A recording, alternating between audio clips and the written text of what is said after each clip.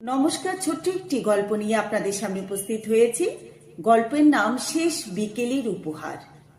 এক বৃদ্ধ দম্পতি পার্কে বসেছিলেন। বৃদ্ধার জন্মদিন ছিল, কিন্তু তাদের আর্থিক অবস্থা ভালো ছিল না বলে কোনো কেক বা বড় কোনো আয়োজন ছিল না। বৃদ্ধটি তার পকেট থেকে একটি ছোট্ট রুমাল বের করলেন, যার এক কোণায় বৃদ্ধার নাম সেলাই করা ছিল। তিনি বললেন, শুভ জন্মদিন। বড় কোনো উপহার দিতে পারলাম না বলে ক্ষমা করো। তার পাশের বেঞ্চে একদল কলেজ পড়ুয়া ছাত্র আড্ডা দিচ্ছিল। তারা দূর থেকে সবটা দেখল।